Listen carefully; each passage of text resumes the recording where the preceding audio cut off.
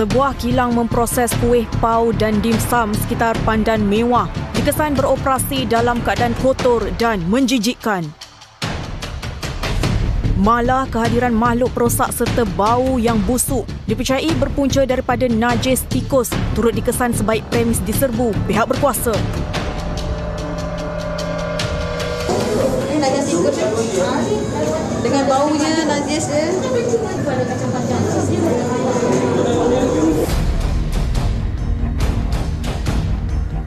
Makanan yang telah dimasak dan bahan mentah yang diperap turut dikesan diletakkan secara terbuka sekaligus mampu menyebabkan pencemaran silang atau cross-contamination berlaku melalui pemindahan bakteria.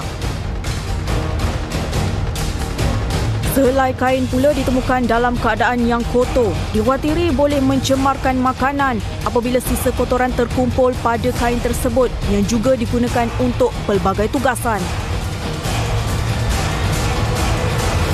Kain gelap yang digunakan untuk lap meja lah, memang tak sesuai lah.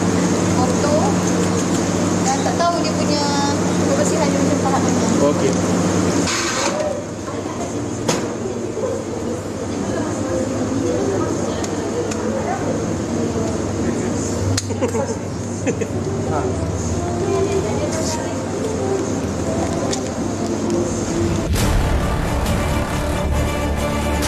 Penemuan anak lipas di bahagian penyimpanan makanan jelas menunjukkan pengusaha kilang gagal mematuhi peraturan-peraturan kebersihan makanan 2009.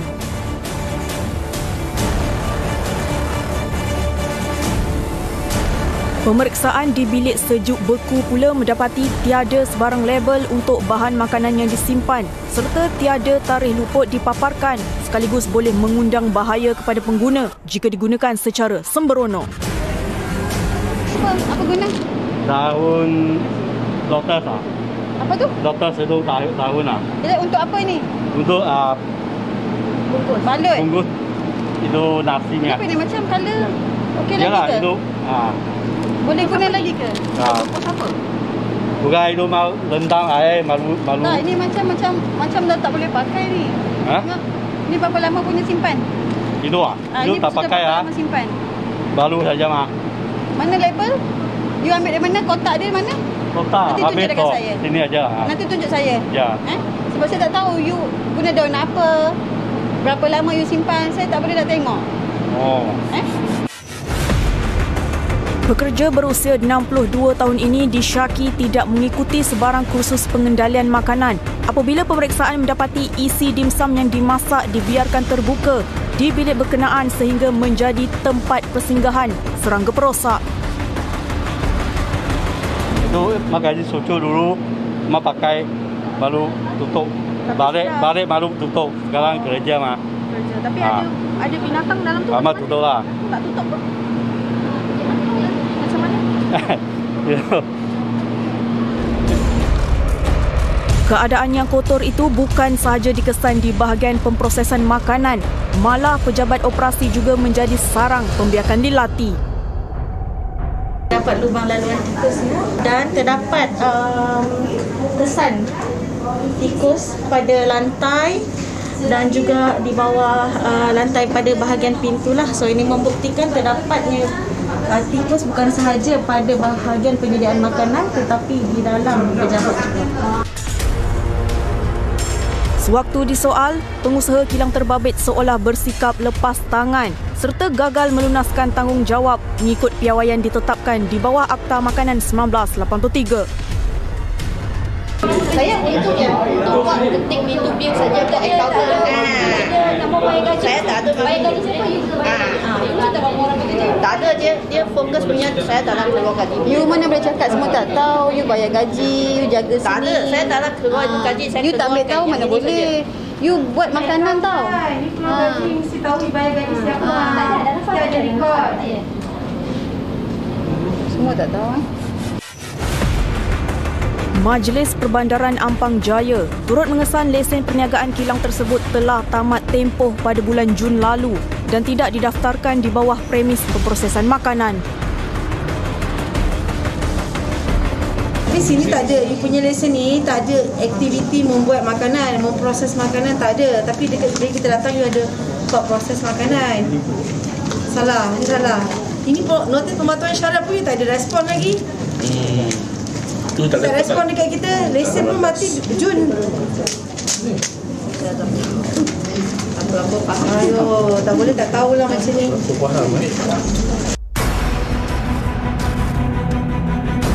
Ekoran tahap kebersihan kilang berada di bawah 60%. Arahan penutupan premis selama 14 hari dikuatkuasakan serta-merta.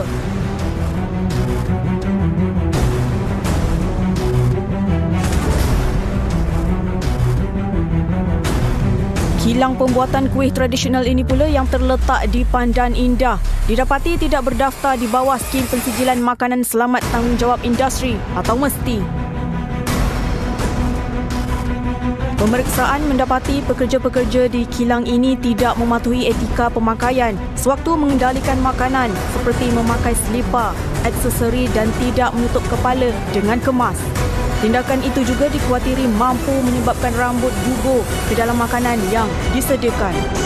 Kita sepatutnya penyimpanan itu secara betul lah. Kita tak boleh simpan macam ni sebab dia akan terdedah dengan lalat, lalat, lipat dan tikus. Dan bahan makanan juga disimpan berdekatan dengan tong sampah. Dan tong sampah tersebut tidak ditutup lah.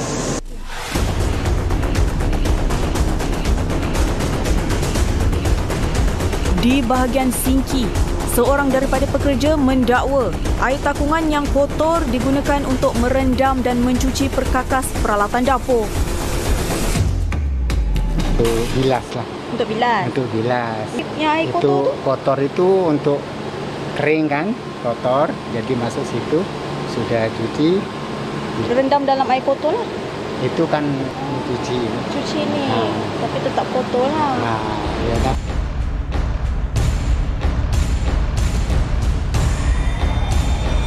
Susulan penemuan anak lipas, lantai yang tidak rata serta mempunyai alat perkakas yang kotor dan berdebu. Kilang tersebut diarahkan tutup serta-merta selama 14 hari bagi menjalani kerja-kerja pembersihan.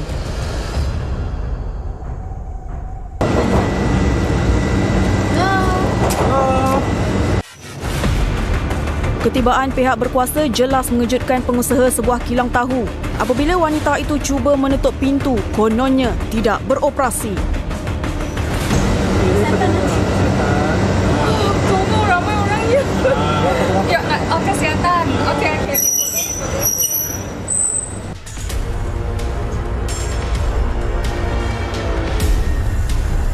Selain tidak mengikuti program jaminan keselamatan PJKM, pihak JKNS turut mendapati pengendali gagal menjelaskan ramuan terperinci yang terdapat di dalam produk makanan tersebut. Hypersensitivity itu antara salah satu kesalahan yang dikesan di kilang ini di mana pengilang gagal menjelaskan ramuan yang boleh mendatangkan alahan kepada pengguna sebagai contoh kekacang, susu ataupun telur. Itu boleh mendatangkan alahan yang teruk dan menjadi punca kematian kepada pengguna jika diguna tanpa kawalan.